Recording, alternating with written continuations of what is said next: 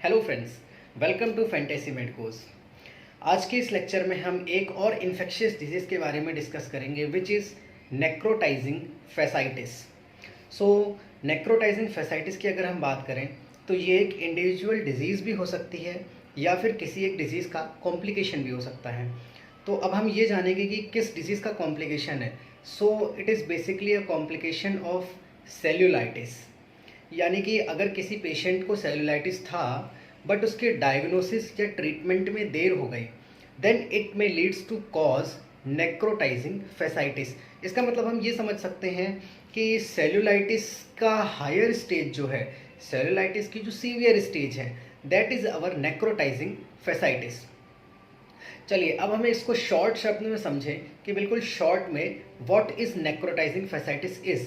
So skin and soft tissue infection is necrotising fasciitis.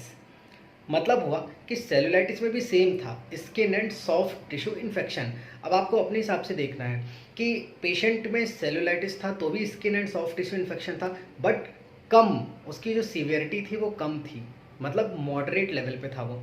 अगर यही skin and soft tissue infection काफ़ी severe हो जाए then it is called as necrotising fasciitis.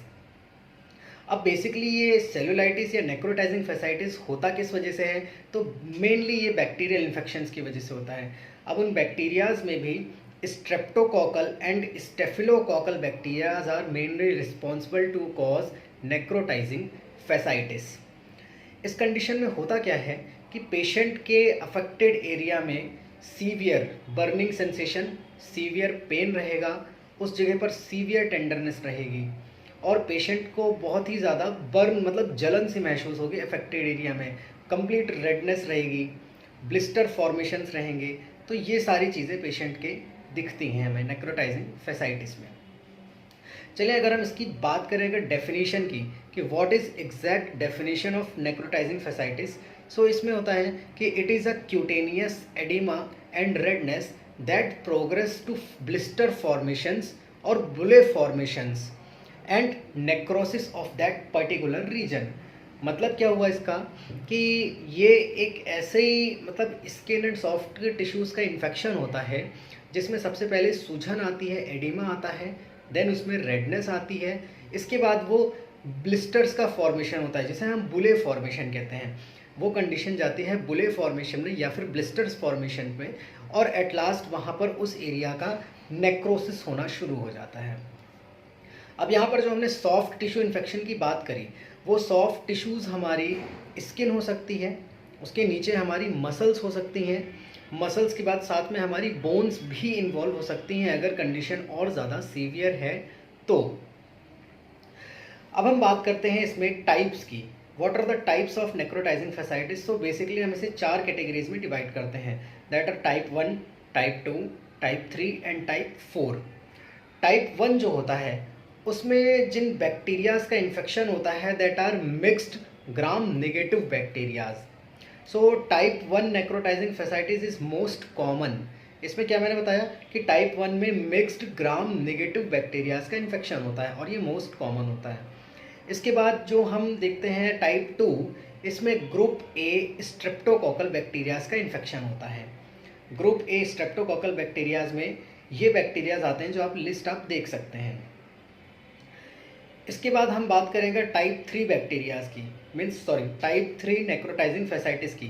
तो type 3 में हम रखते हैं मेनली टॉपिकल बैक्टीरियाज को, मतलब कि कोई पर्सन है अगर वो आया है किसी टॉपिकल एरिया में, टॉपिकल एरिया मतलब जहाँ पर बारिश वगैरह बहुत ज़्यादा होती हो, ह्यूमिडिटी रहती हो, नमी रहती हो, और वहाँ से कोई पेशेंट आया है सेलुलाइटिस या फिर नेक्रोटाइजिंग फैसाइटिस लेकर के, तो हमें उसको टाइप 3 की कैटेगरी के अंदर रखना है। इसके अंदर मेनली हमारे बैक्टीरियाज आ जाते हैं, लाइक एरोमिनास हाइड्रोफिलिया करके बैक्टीरिया होता है, वो मेनली इन्वॉल्व रहता है टाइप 3 नेक्रोटाइजिंग फैसाइटिस में।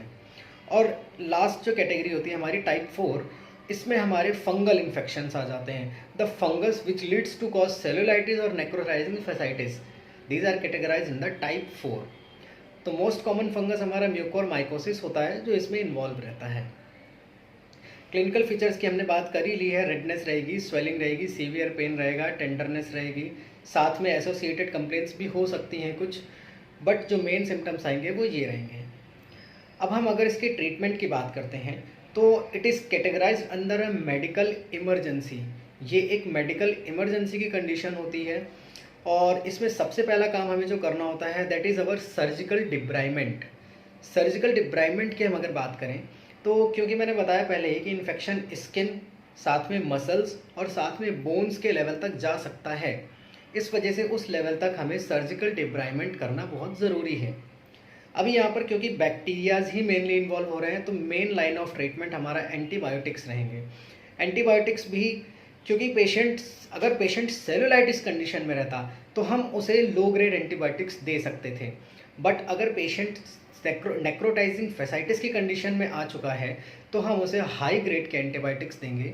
लाइक हम उसको आईवी लाइन के थ्रू एंटीबायोटिक्स देंगे, क्लिंडामाइसिन, मेरोपेनम, कार्बापेनम एट्सेट्रा हम जाएंगे। इसके बाद अगर कोई पेशेंट हमारा टाइप 3 कैटेगरी का आया है, टाइप 3 का मैंने बताया था कि कोई पेशेंट टॉपिकल रीजन में रहता है, ह्यूमिडिटी बारिश वाले एरिया में रहता है और उसको नेक्रोटाइजिंग फेसाइटिस हुआ है, तो हम उसमें बेसिकली एंटीबायोटिक्स में सेफ्टाजिडिम विद डॉक्सीसाइक्लिन देते हैं। सेफ्टाजिडिम विद डॉक्सीसाइक्लिन इसको हम प्रेफर करते हैं आईवी लाइन के थ्रू। इसके बाद अब हमने अगर देखा कि हमने सारी एंटीबायोटिक्स दे ली हैं बट स्टिल पेशेंट ठीक नहीं हो पा रहा है, तो हम ये समझेंगे कि जो भी उसके अंदर बैक्टीरिया है हो सकता है वो मिथाइलिन रेजिस्टेंट हो। मिर्सा मतलब मिथाइलिन रेजिस्टेंट बैक्टीरिया हो गया। तो अगर वो मिथाइलिन रेजिस्टेंट है तो हम ऐसे पेशेंट्स में आईवी लाइन में लेनाजोलिड वगैरह या वैंकोमाइसिन पर जाते हैं।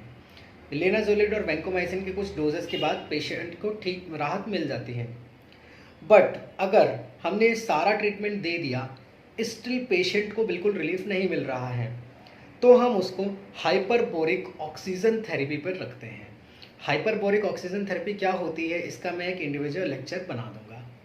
सो that's all about necrotizing fasciitis in short view, और शॉर्ट में नेक्रोटाइजिंग फेसाइटिस के बारे में ये सब जानकारियाँ थी। That's all about the video. Thank you for watching my channel and videos. Thank you.